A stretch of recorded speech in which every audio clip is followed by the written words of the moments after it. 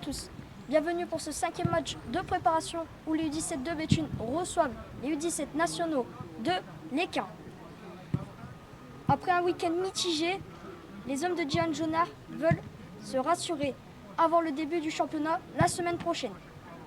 Derrière moi, les hommes de Dylan Jonard sont à l'échauffement et on peut constater un groupe de 15 joueurs, 2 absents, Lino et Mohamed pour cause de blessure. Alors n'oubliez pas de liker, commenter et abonnez-vous.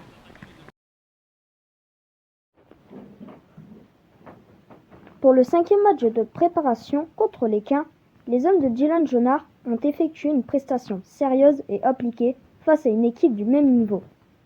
Après avoir été menés 1-0 en début de seconde mi-temps, les U17 ont su réagir en inscrivant 3 buts. Dylan était satisfait de ses joueurs, même s'il reste du travail. Les buteurs, côté béthunois, sont Matteo Sichoki, Nathan Delaval et un contre son camp. Victoire 3-1, à noter un pénalty arrêté de Jules Bizière en première mi-temps. Bonjour Dylan, est-ce que la prestation d'aujourd'hui t'a rassuré par rapport à la semaine dernière? Bonjour Alexis, ouais, elle m'a rassuré, parce que déjà on a gagné, c'est bien. Elle m'a rassuré dans le fait qu'on n'a pris qu'un seul but, ça fait du bien, qu'on en ait mis 3, qui est une bonne chose. Des garçons qui ont fait 80, 85 et 90, donc c'est bien. Donc ouais, je suis plutôt rassuré aujourd'hui. Aujourd'hui, on a vu que vous avez pris un groupe de 15 joueurs, est-ce que c'était volontaire de ta part? Ouais, c'était volontaire, ce sera pareil dimanche. Parce qu'on est à une semaine de Laval, donc on est obligé de réduire. On partira à 16 à Laval, si je compte le deuxième gardien. Donc si je veux augmenter les temps de jeu, il faut réduire le groupe. Donc, tout sera pareil dimanche, on gardera une ossature, mais certains tourneront pour amener encore des joueurs à 1h30. À une semaine de Laval, qui sera ton premier rendez-vous en championnat, as-tu déjà un 11 qui se dégage?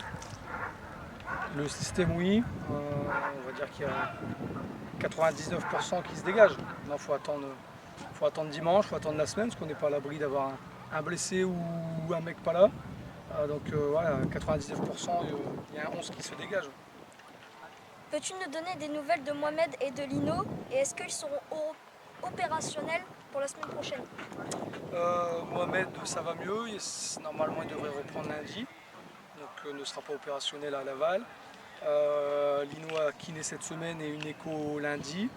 Donc pareil, je ne prendrai pas le risque à Laval, donc il ne sera pas non plus opérationnel. Donc ça va vite, 24 moins 2, ça fait déjà 22. Donc on fera des choix parmi les 22 qui sont là.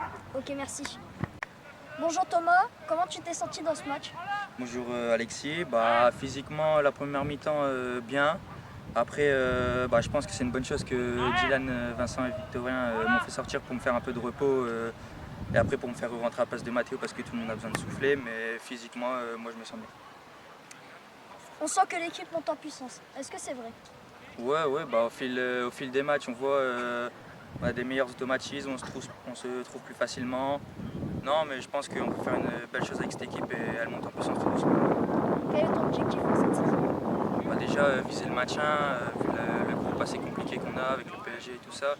Mais le maintien et après le grand rêve qui serait incroyable, ce serait les playoffs bien sûr, mais le maintien serait déjà pas mal. Ok, merci. Merci.